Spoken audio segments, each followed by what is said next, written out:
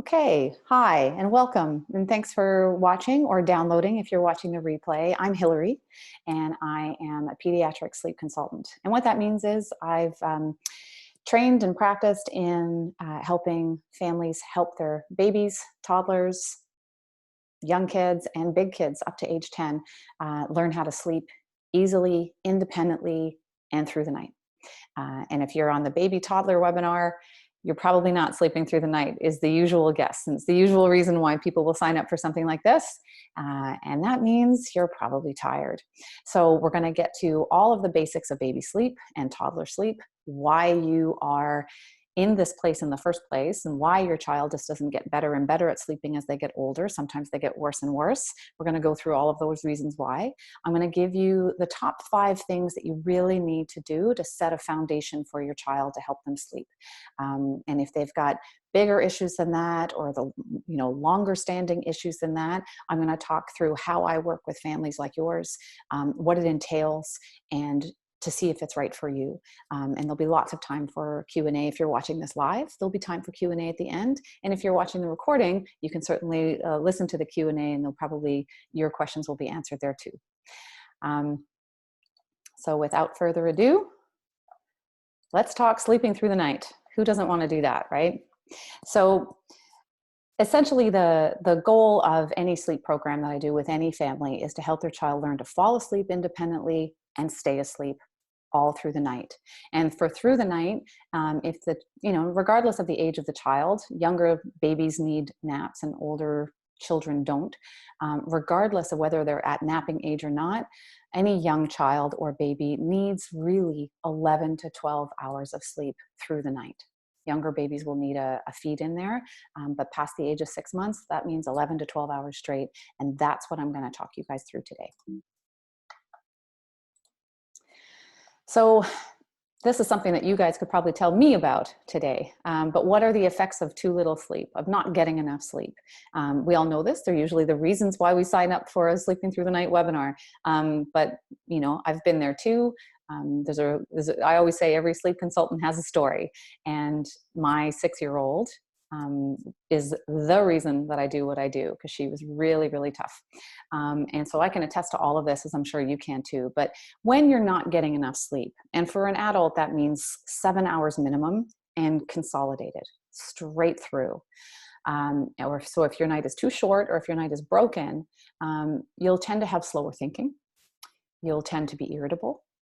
You'll tend to have decreased memory. That's mommy brain. So the whole mommy brain thing, it won't go away until you start getting enough sleep.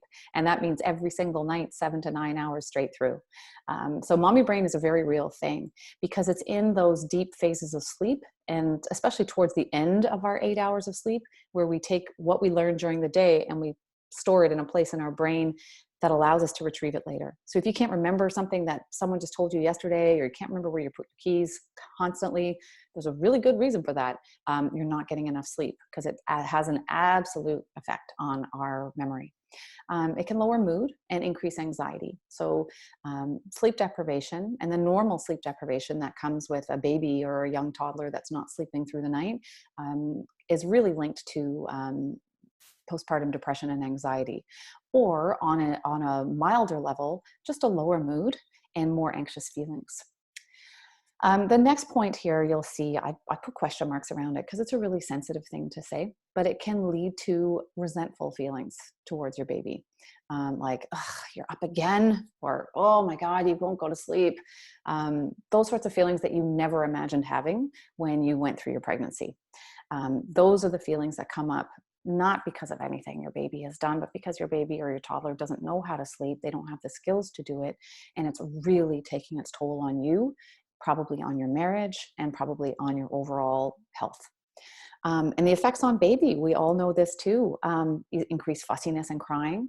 But it can also, this is all research-based stuff that I've listed here, is when your baby's not getting enough sleep, so 11 to 12 hours straight through the night, or with one feed, if they're between that 3 and 6 month old age, they can have slower cognitive and motor development. So their brain processing is a little bit slower, and so they don't develop the skills, language, and things like that as quickly as they maybe could.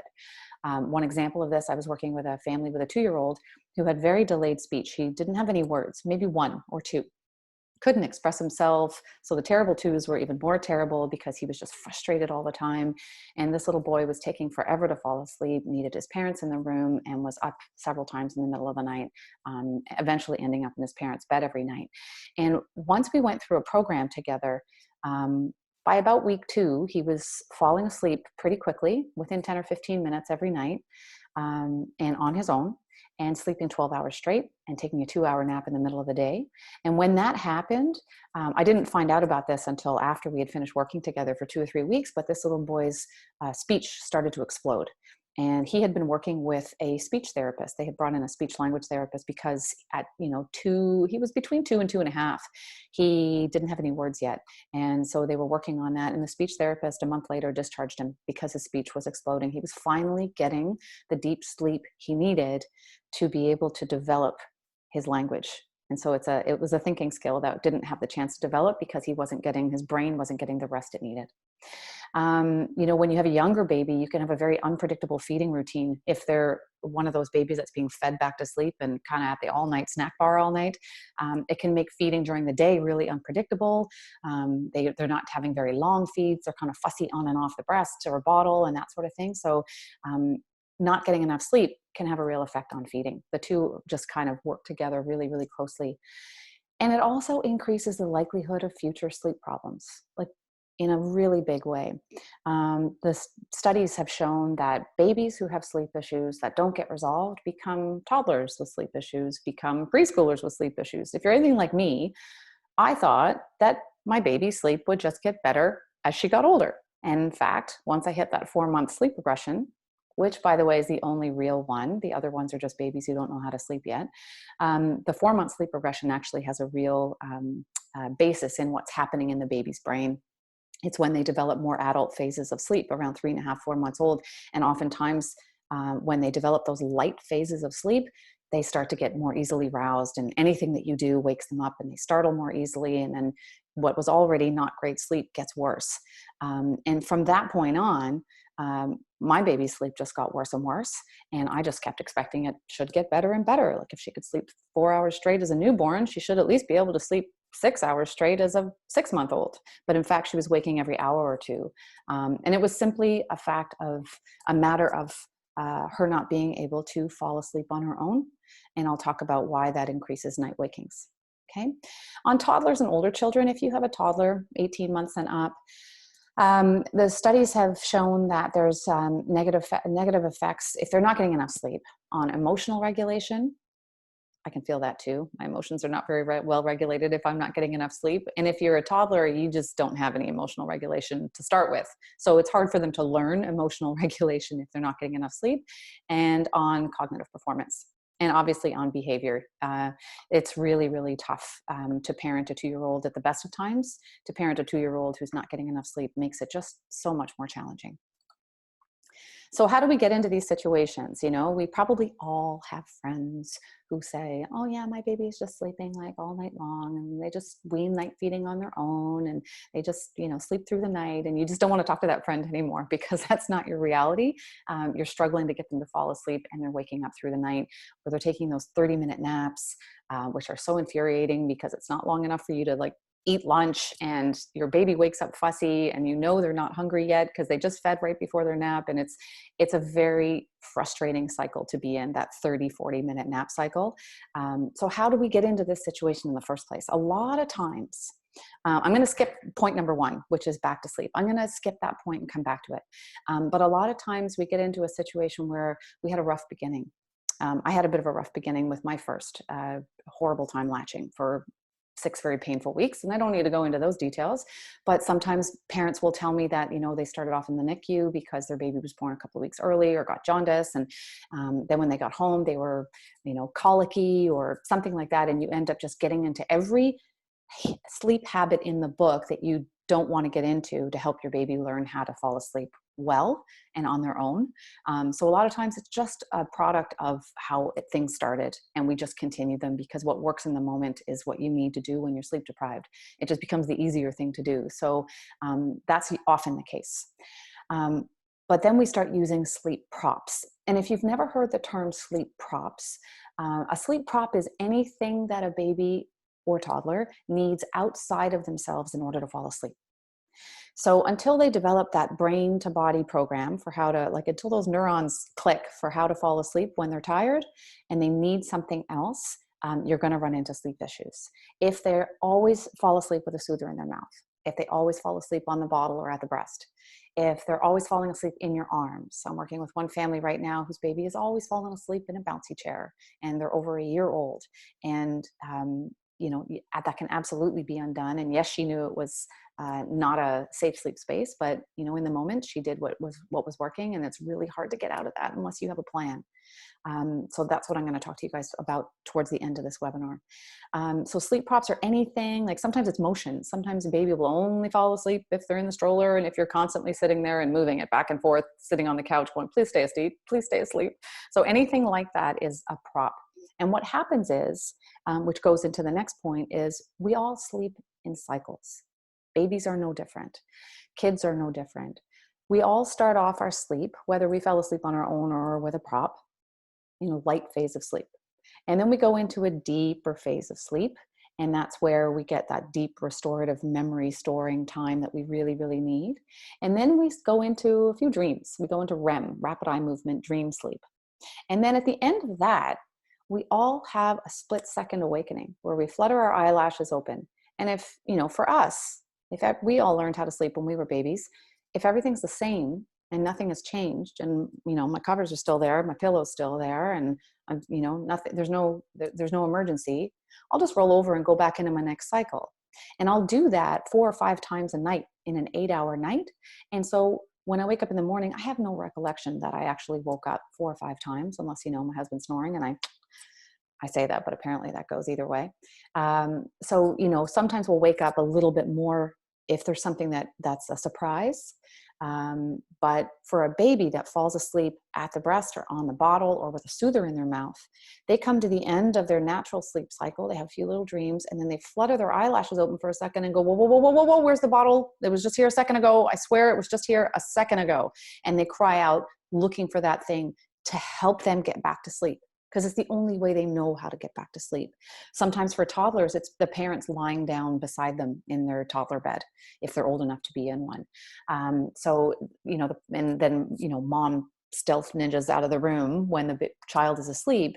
And then they come to the end of their sleep cycle and, whoa, whoa, whoa, whoa, where's mom? She was here a minute ago. I swear she was here a minute ago. And they cry out looking for you 3 or 4 times a night.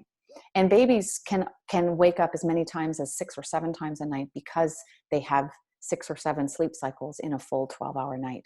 So that's the reason for the exhaustion. If they're not falling asleep 100% on their own, so that when they come to the end of a sleep cycle, they flutter their eyes open and there's no surprises, it's going to be really, really hard, if not impossible, for them to sleep through the night.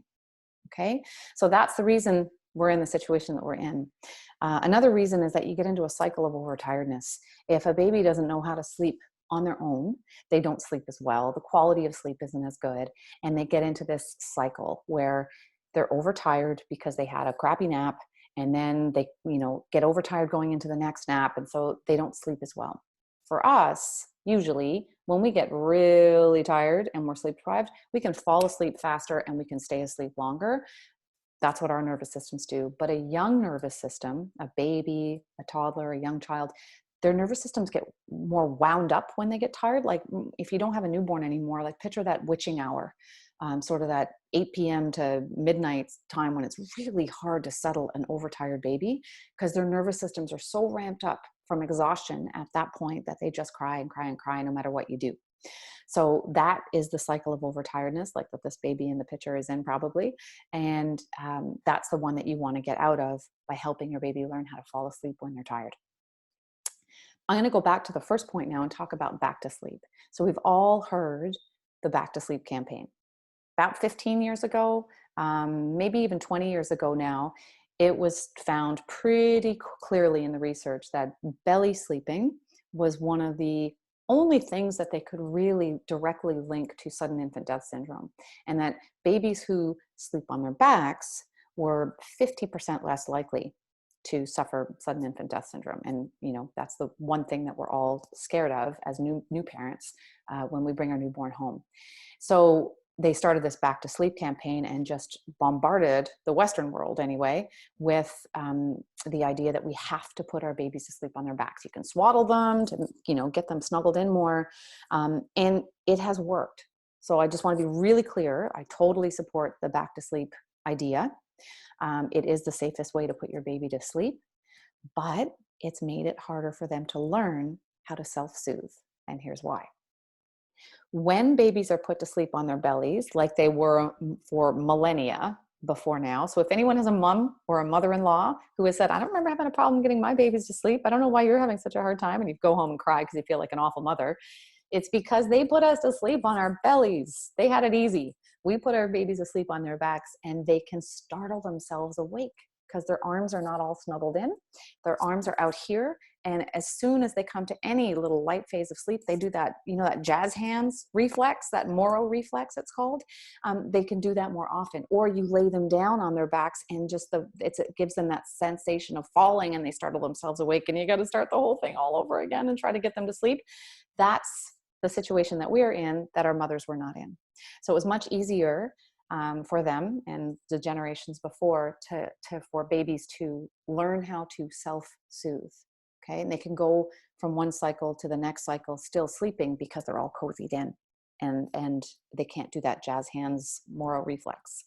That reflex integrates into the body and disappears around 4 months old. But by then the habits are usually set, and we're popping the soother in every 2 hours, or we're putting them back on the boob every 2 hours, or whatever the prop is, those habits have already been set.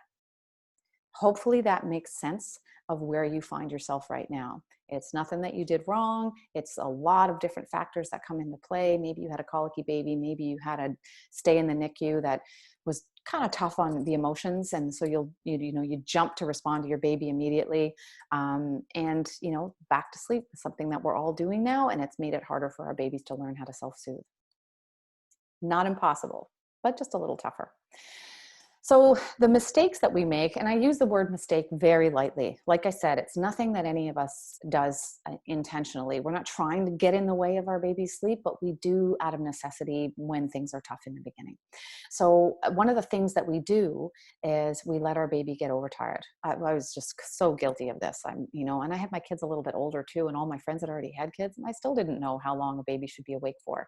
But I'm going to talk to you guys on the next slide about knowing the age appropriate awake times. Knowing how long your baby should be awake for can at least help you get them into a place where they can fall asleep in a decent amount of time, instead of pushing their awake limit and getting them overtired, because then you're in that overtired cycle. Okay.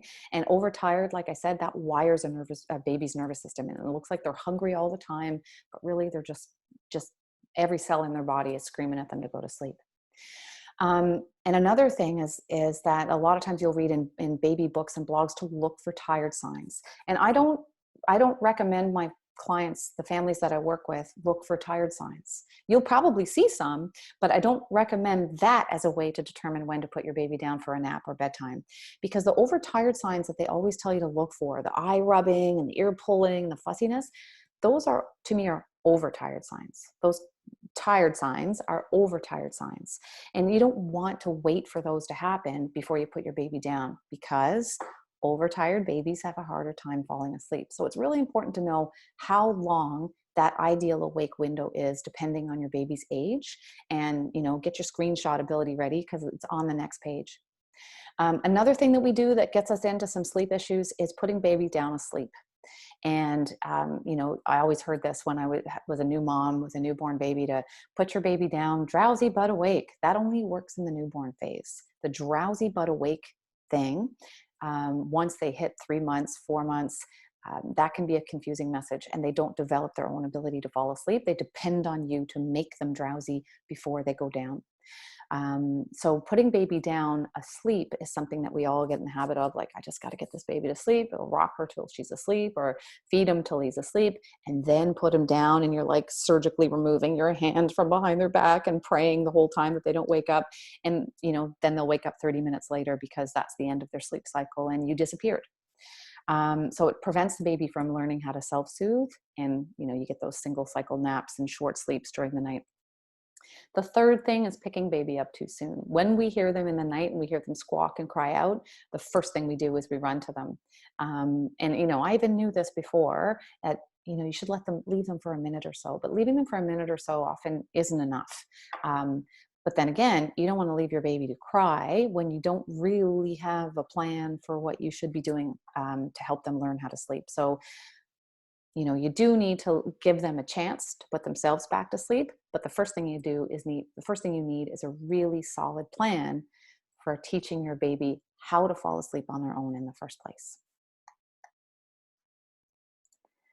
So here's the age-appropriate awake times that you can screenshot if you want. I also have a free download on my website, hillarysleep.com, that you can download my baby sleep schedules guide. You just can pop your email in and it'll send you the link to download a PDF that has a schedule for every age. Okay. So for the first couple of months, the longest your baby can be awake for is an hour. I wish somebody had told me this 6.5 years ago. But I might not be doing what I do now. But 45 minutes is a newborn awake window. So they basically wake up, they feed, they burp, you change their diaper, and it's time for them to go back to bed again. It doesn't leave a lot of time to be passed around to grandma and auntie so-and-so.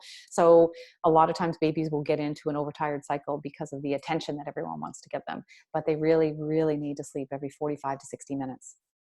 A 2 to 4 month old baby will need to sleep every 60 to 90 minutes. So 60 minutes in the beginning, working up to a 90-minute awake window. Every hour and a half, they need to be put back down. Once they pass 4 months, you can start to push that awake window a little bit, and they can be awake for 2 hours and up to 2.5 at 6 months. And then between 6 and 12 months, depending on whether they still have a third nap or they're, past 7 months, they usually drop the third nap. They can tolerate up to 4 hours awake at the end of the day. And then, of course, once they pass 12 months, somewhere between 13 and 17 months is when most babies go down to just one midday nap. They can be awake for 6 hours. 6 hours when they wake up, they go down for a nap, and then bedtime as usual. So we need to work with babies' natural sleep rhythms. So babies sleep in cycles, like I mentioned, as we all do. We all wake up for a split second at the end of every sleep cycle, pull the covers up and go back into another sleep cycle. During the day, a baby sleep cycle is 30 to 45 minutes long. And that's why you have a 30-minute nap scenario if you're in that loop of waking up of your baby waking up after 30 minutes of napping. And then, like I said, they sleep in stage 1, 2, 3, 4, which is deep sleep, and then REM, which is dream sleep. And then they have a brief little awakening. So consolidated sleep is what your baby needs, and it's what you need. It's what you desperately crave, is 8 hours straight. And they're desperately craving 11 to 12 hours straight if they're old enough to go without a feed. So we all need to consolidate those cycles. We need to have one cycle, split second little awakening, maybe even 10 seconds. Sometimes babies will look around and then they'll go right back into a new cycle. Okay. You need to know your age-appropriate awake times that were on the last slide. How long your baby can be awake for can make a real difference into whether they get into that overtired cycle or not. Then there's the 90-minute rule. I'm going to attempt to summarize a whole book in about 2 minutes. So if it doesn't make sense, don't worry. You can always email me and we can have a chat about it. But basically, we all go through 90-minute awake cycles all day long, human beings. It's called the basic rest and activity cycle. So when you and I wake up in the morning, and we don't wake up, doing jumping jacks. It takes us a little while to ramp up our alertness, 45 minutes actually. And then we kind of start to come down and we might have a little lull at 90 minutes. And in our lull, we might yawn. A 4-month-old baby will need to sleep in that lull because their sleep needs are so different. Then we come up again, we ramp up our alertness and we're feeling pretty good. And you're thinking, oh, maybe I'll go for a walk today. Maybe I'll go for a run. And then you start to come down, you go down to another lull and you think, yeah, maybe I need another cup of coffee. And then you start to come up. And again, like that all day long, we go through our day like this. And we go through a series of, sort of peaks in alertness and little dips in our alertness. And that's how we kind of sometimes feel up and sometimes feel ugh throughout the day, if we're overtired. Babies go through this too. So a younger baby will need to sleep every 90 minutes. And an older baby, so sort of 8-9 months, if you want to get them heading down towards a lull when you put them down for a nap. So if they can make it past 90 minutes, no problem when they're 8 or 9 months old, but they'll probably need to sleep heading down into the next lull, which is 3 hours later. So 2 90-minute cycles. So like I said, I just summarized the whole book in about 2 minutes. So if that doesn't make sense and you want to know more about it because it feels like it would help, just send me an email and I can send you more on that. So now here's another one you can screenshot if you want, but these are the 5 essential things that you need to do. I know there's only 3 on this page, but there's another slide. And I'm going to walk you through each of them because these are the basis for what your baby needs to be able to sleep well. The number 1 thing, I've mentioned it before and I'm mentioning it again because it's so key, especially in the beginning. The younger the baby, the more important this is preventing overtiredness. So if you know how long your baby should be awake for and what the ideal schedule is for them, it's going to go a long way to help you. And again, you can go to my website, hillarysleep.com, and download the free baby sleep schedules guide for getting a schedule for every age. Okay.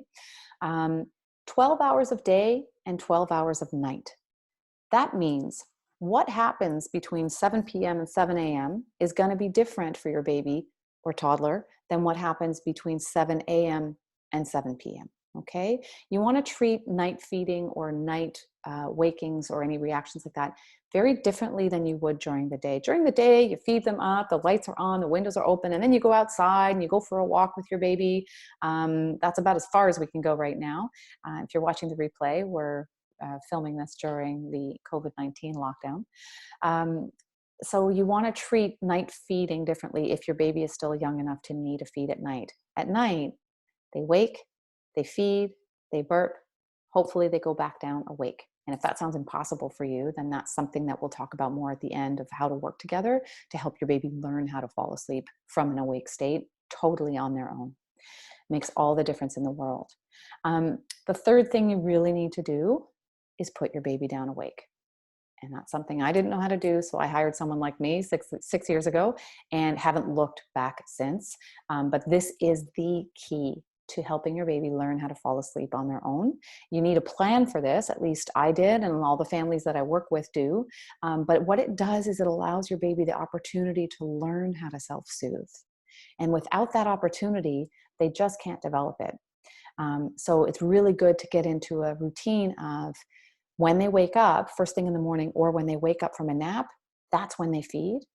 Then you play with them and then they go back down to sleep for their next nap rather than feeding them to sleep. There's a couple of reasons for that. One of them is you want them to learn how to fall asleep on their own. But the other is you don't want them to stop feeding because they fell asleep. You want your baby to stop feeding because they're finished feeding and they're full. So babies who feed to sleep often don't complete their feeds and they're feeding more frequently and they're more fussy because they're not getting that, really rich hind milk and they're not getting a complete feed because they fell asleep before they had a chance to finish. So number 4 is routine. Really important to have a routine. If your baby is older than 3 months, great time to start a bedtime routine. And no matter what age your baby is or child is, if you haven't started a bedtime routine yet, tonight's the night. So a bedtime routine can start at, as early as 3 or 4 months. You want to keep it to about 40 minutes. So you don't want it to be this long, drawn out blur of daytime activity. So they don't really have a clear indication of what's coming next. A bedtime routine can be a really amazing way to cue your child that sleep is coming. So if you start with a bath, and I hope you're not rolling your eyes and thinking, oh my God, I got to bathe my baby every night. You don't have to bathe your baby every night. But while families are going through a sleep training 2 to 3 week program with me, I always say, let's do it. Start with a bath. You won't have to bathe your baby every night from now on, but at least some little quick bath time ritual, like they dunk in the bath, they have a little splash and they come out, or they sit at the sink and they get a total wash down. Something that's completely different from the rest of the day, because that can be a really big signal that bedtime is coming. So they have a bath, they go into pajamas, you feed them, full feed, they're wide awake at the end of it, so they've had a complete feed. Burp them if they're young enough to need one. Then flip through a little board book. Flip through, even if they're too young to get the story, it's a visual cue. And then you sing them a song, and then you put them down awake. If you can't do that and your baby's reliant on a prop, then that's something I'm going to talk about at the end of how I work with families to help them get out of that prop world. Okay. And the fifth one is to make your baby's bedroom all about sleep, a sleep sanctuary. So no bells and whistles, no mobiles hanging off the crib, as cute as they are. I found it really hard to take mine down because it was a gift from my sister and all that sort of stuff. But really, your baby's crib should be a blank slate, nothing going on there and nothing to do but sleep. So yes, you can have those cute little decals on the wall or something like that, but you don't want the baby's bedroom to be a stimulating place. You want it to be a calm, quiet place that's really conducive to sleep. That goes for our bedrooms too. So for those of you with a toddler, if you haven't yet, boy, is it the time to get them sleeping really, really well, because parenting a toddler is hard, especially if they're 2 and up, because that's the age when naturally a child will start pushing all their boundaries. And that's why tantrums happen. And their emotional regulation is all over the map and their emotions are spilling out of their ears. And when they're tired, times that by 10. It gets so much easier to parent a toddler when they're sleeping through the night. And remember that little boy that I talked about that I worked with, whose speech exploded once he started sleeping well. I've had a couple of families tell me that, but that one was the most profound because he was actually seeing a professional for lack of speech. So, the research does show that their sleep issues will continue. They won't get better with time unless you change how they're falling asleep and how you react to night wakings. And really, if you go through a proven plan, it'll take 2 weeks or less. You might be working on tweaking some naps time issues for another week or so, but really you can expect to be having your toddler or even your baby sleep through the night, straight through every night, and taking consistent naps after about a week or 2. That's how you know you've got like a proven program. So children who don't sleep well have difficulty learning and adapting. So at any age, so whether that means your baby takes a long time to develop motor skills, or your toddler has a really hard time with emotional regulation, harder than most, and adapting to change, like any change in situation or routine, and they just completely lose their minds, that can be an indication that your child's not getting enough sleep. Routine is really, really, really important for toddlers.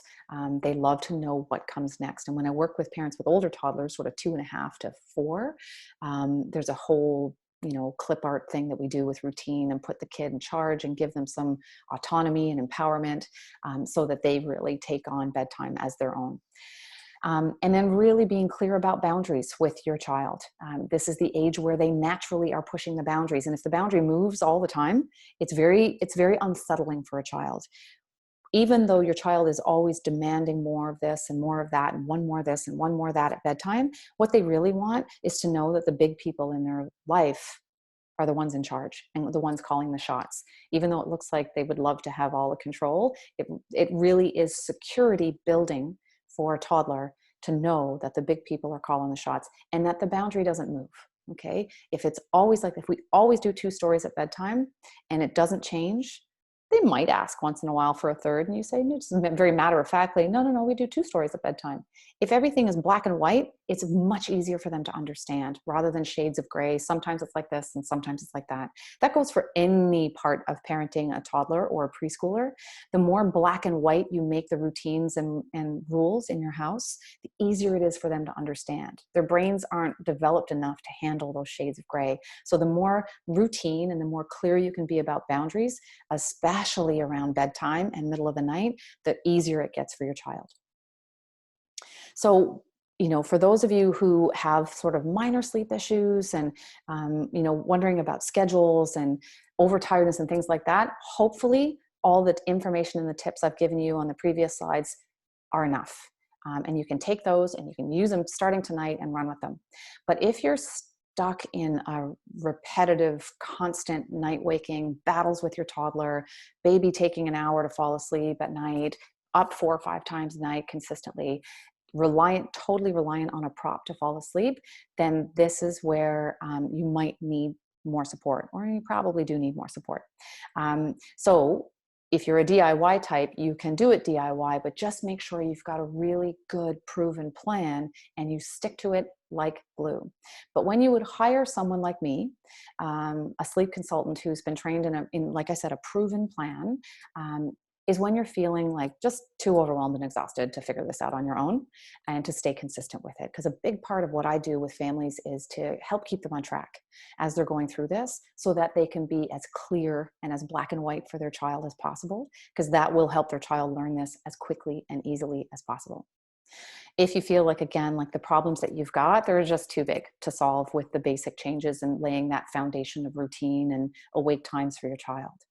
If you find that you or your partner are second guessing in the middle of the night, like you've tried a bunch of stuff, you've read a bunch of stuff and you've tried it, but you're, let's diplomatically say, debating in the hall in the middle of the night about what to do next, or if you're caving, you've got a plan, but you find yourself caving in the middle of the night, having someone hold you to a plan and be accountable and check in with you every day can be really, really helpful.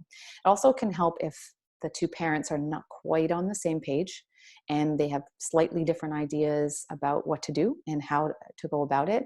A third party coming in and getting both parents on board, a lot of the families I've worked with have said that that's the reason why they're contacting me, is because they can't quite agree on what to do.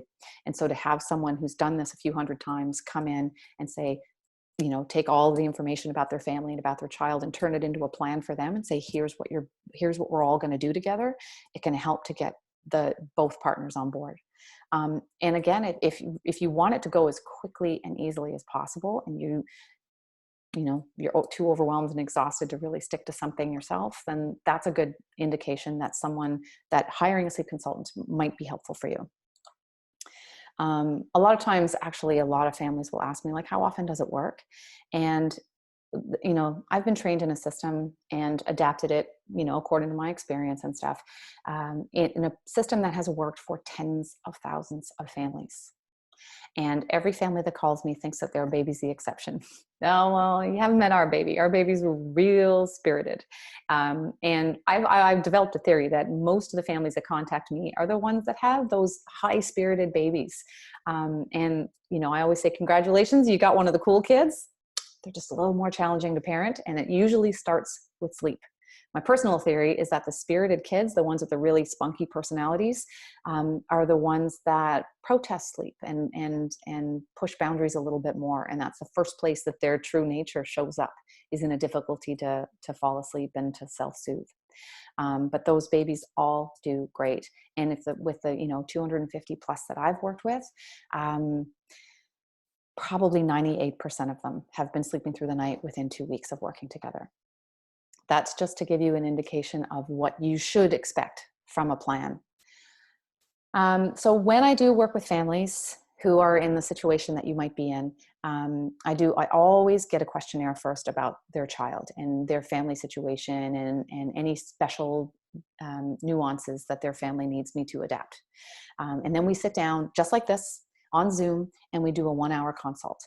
And I walk them through step by step everything they need to do at bedtime, middle of the night, naps. What if nap doesn't work? What if my baby fights it? What if this happens? What if that happens? I walk through every single step of the plan and how to progress through it. It's a very supportive plan that I recommend almost all the time, where you get to be right beside your child as they learn this new skill. Okay, falling asleep is a skill, not unlike your child learning how to pick up an object and grasp it. They're clumsy with it at first, and then they practice it and they practice it and they practice it, and those neurons click, and then those little neurons start to fire faster and faster and faster, and it becomes easy for them to reach out and grab and pick up an object. Learning to sleep is not different. It's a bit clumsy at first. They don't know how to do it. And so you sit right beside them and I teach you how to support them without getting in their way. Okay. Like sticking a soother in their mouth works in the moment, but it gets in their way of learning how to sleep themselves so that they can do it long term. And by long term, I mean the rest of their life. So by sitting beside them, they get to know that you're always there for them, and you get to progress away at a pace that your child can learn. Okay. It's not shut the door, figure it out, baby, I'll see you in the morning. That's the typical cry it out method. And that was the only option that was really available 30 years ago. But over the last sort of 20 years, much more supportive methods have come around. So you don't have to resort to shut the door, cry it out, figure it out on your own, baby. There are proven ways that you can progress at a pace that your baby can manage. So by the time you are putting them down, blowing them a kiss and leaving, whether they're a 2-year-old or a 6-month-old, they will be able to do that by then. Okay. When I work with families, I always check in with them for at least 2 weeks, usually 3, because there might be some nap things or schedule things we need to tweak, but usually by the end of 2 weeks, most families are done and dusted. And most babies and young children will be sleeping through the night within the first week. And it's naps that we're working on for the next, for the week or 2 after that. But certainly by the end of 3 weeks, families they're done and their lives are changed. As you can imagine, if you were sleeping through the night and your baby was taking predictable naps, it would feel very different. I answer every question along the way. And there's also options for follow-up later. If you have a question 6 months down the road, or you went on a vacation, heaven forbid we're allowed to do that again someday.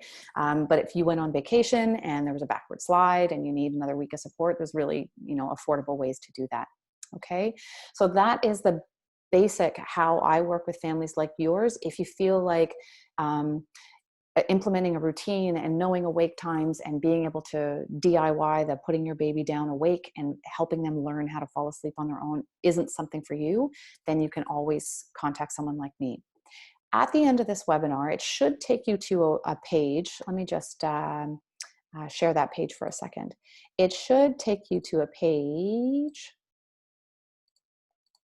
like this. If it doesn't, because it didn't happen on the last webinar, there's a little glitch in Zoom, I think. It's obviously a glitch with me, but it was something, and Zoom is supposed to show you this at the end of how to book personalized support, how to book a call, or what to do if you're just ready to sign up for one-on-one sleep support. You can get started right away. If it doesn't take you to this page, then I'll send you an email with a link to this page after the webinar. So you'll get it either way.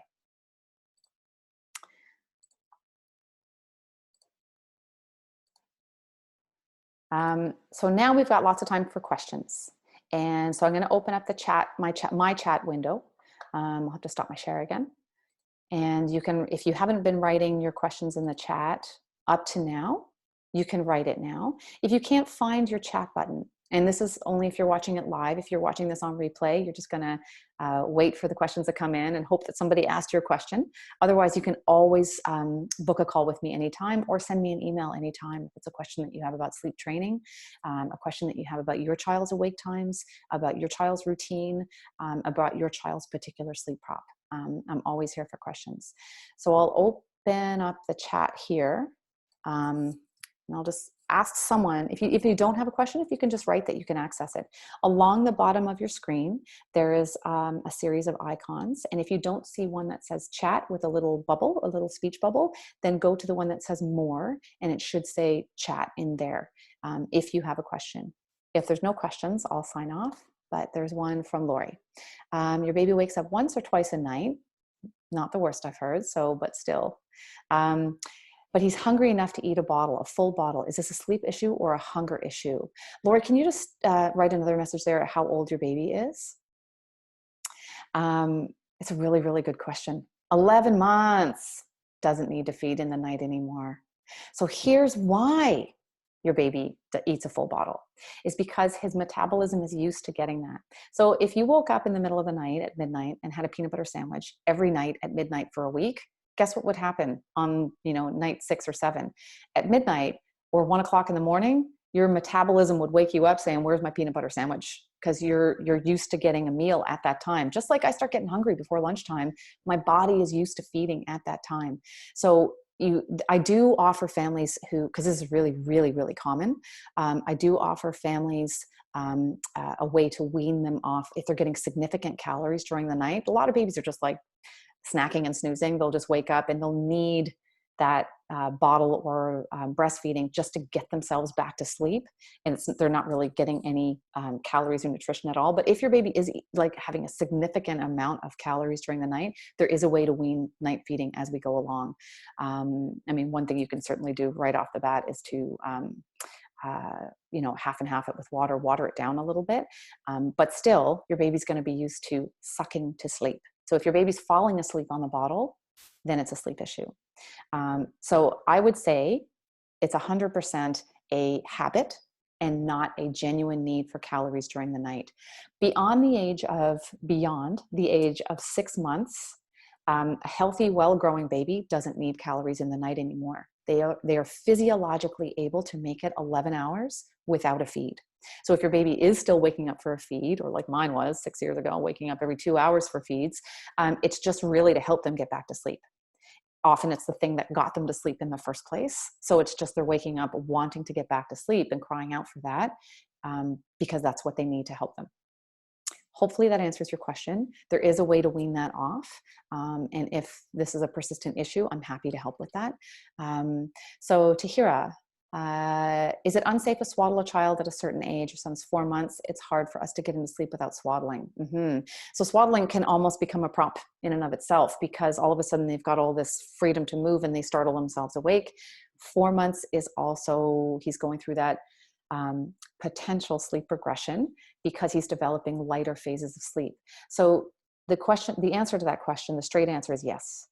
He needs to be able to use his arms because he's learning to roll at this age, and he needs to be able to free his head if he rolls over onto his belly. At 4 months old, he probably has good head control and would be able to cry out if he needed it. It's not an urgent danger, but for safety reasons, you should wean the swaddle at about 3 months old. I always recommend that families wean it at about 10 or 11 weeks, one arm out and then the next arm out. And if it's that snug feeling that he really likes, then you can just still swaddle around his body. You always want to keep their hips free, even as a newborn. You don't want to swaddle them around their hips. They need to be in that froggy-like position to develop good hip joints. But you can just kind of like swaddle around his torso just to give him that sort of snug, deep pressure feeling. Obviously, you want him to be able to breathe, so you want it to be a nice stretchable fabric. But he does need his arms free. And sometimes it's just toughing out the first few days, really. But if it's a real prop, then it's something you're going to need a plan for how to support him to fall asleep on his own so that he doesn't need any prop, swaddle, soother, breastfeeding bottle, anything. Okay. Susan, my 20-month-old has slept through the night since she was 3 months old. Oh, don't say that too loud. Sorry, everybody. But lately in the last couple of weeks, she wakes at the same time, of course, as the baby. So you've got a baby and you've got a 20-month-old who was previously sleeping in the night, but now the baby is waking her. Okay. Not sure if it's hunger. She's not been eating well throughout the day. If you have a newborn baby, there's some very, very common typical regression-like things that your child will go through. Sometimes if they're potty trained, they'll revert to pooping in their pants. If they're sleep trained and they know how to fall asleep on their own and they sleep through the night, their sleep will take a backward slide and they'll start waking up in the night because there's such a massive, massive change in their world. Like you've got this toddler who's been your one and only for 19 months, and all of a sudden this new baby comes along and steals mom. So they might not be able to express that, but they'll often go through a regression. It doesn't matter how much you prepare them. I was like, my child's not going to go through those regressions. And of course she went through every single one of them. She was pooping in her pants again and waking up in the night again. If you respond appropriately, that does go away. Okay. It's a reaction to the massive change that's going on in their family. In their world. So if she's not eating well during the day, that could be a reason why. She just could be fussy and acting out for attention. I don't know the whole picture.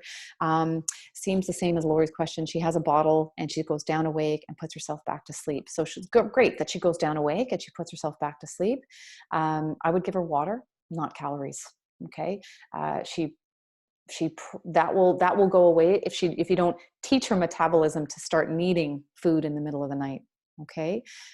She doesn't need calories in the night, certainly not past 6 months.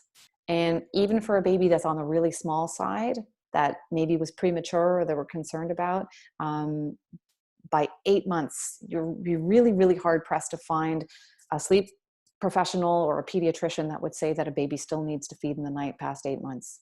Okay, definitely at 20 months that she's beyond that age. Joanne asks that your 5-year-old is waking up afraid and having nightmares and wants to sleep with me all the time. Last week, no, 2 weeks ago, I did a webinar like this on big kids and anxiety around sleep. And it's available on my YouTube channel for a limited time. I'm going to put it up on my website for download soon. But Joanne, can you send me an email? Hillary with 1L at hillarysleep.com, and I will send you to the link to that webinar. You just sat through an hour. So hopefully this helped somehow, but there's another hour that is much better for you. I did a webinar with a child counselor and a parent coach. And the two of us talked about anxiety around for big kids. And I work with kids this age between 5 and 10. It's an entirely different sleep training program, but really, really effective and so great to see your child develop confidence and security and pride around their ability to sleep. It's really great. So I will send that to you. Send me an email, Hillary at hillarysleep.com, and I'll send you the link to that. And hopefully that will have a lot more information in there for you. Okay. Fears come up, but there's a way to deal with them that doesn't get in the way of their sleep and helps them actually develop resilience. You're welcome, Lori, for saying thank you. And Michelle, your baby 11 months, should I pat his bum or rub his head to sleep? He goes in the crib by himself, but he rolls around if you don't keep putting him on his belly.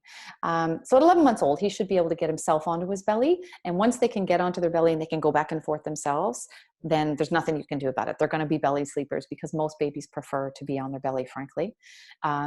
So if you are patting his bum until he's asleep, and if you're rubbing his back until he's asleep, I'm going to guess, Michelle, that he's waking up during the night, because he comes to the end of a sleep cycle, flutters his eyes open for a minute and is like, wait, hey, where's my bum patter? Where'd they go? Where's my back rubber?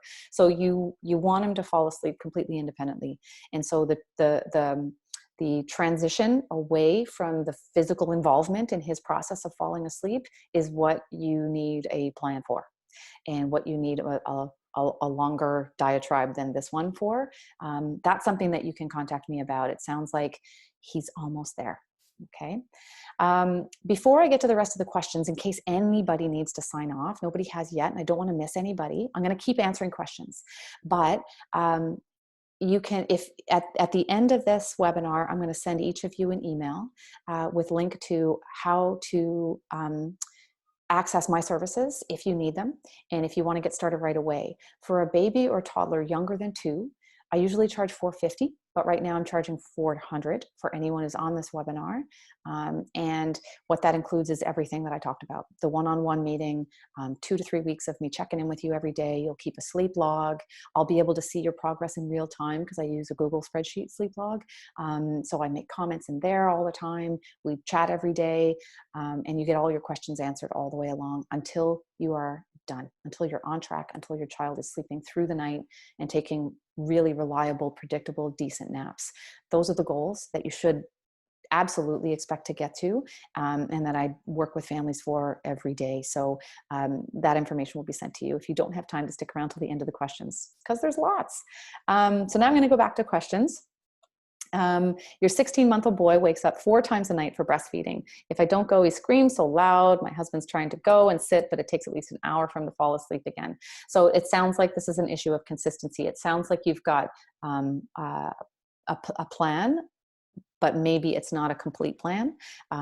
It sounds like he needs there to be a very consistent plan, and he does not need to breastfeed at 16 months old, for sure. That is just his want, not his need.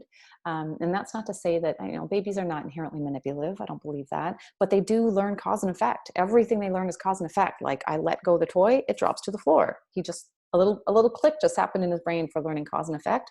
It's the same thing with sleep. If I scream really, really hard, mom is going to come in and I'm going to get some boob. It's a cause and effect that they learn. So we just go through a 2-week process. And like I said, most babies are sleeping through the night within a week.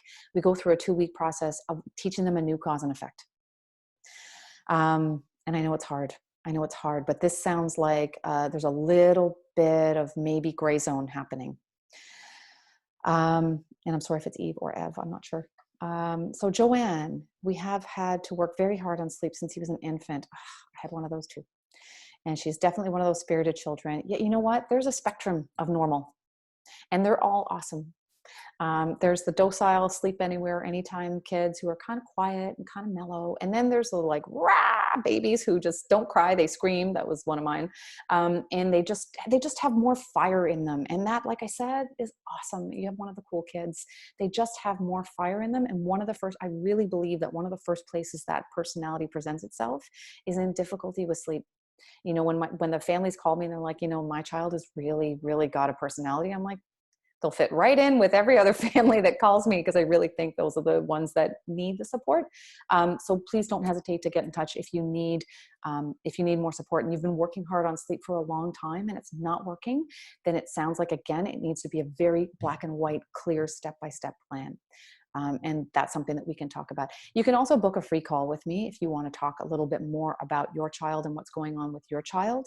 There'll be a link to that in the email that I send and at the end of this webinar of how to book a free 15-minute call with me, in case you're not sure if you need a whole $400 3-week plan, but it will change your life.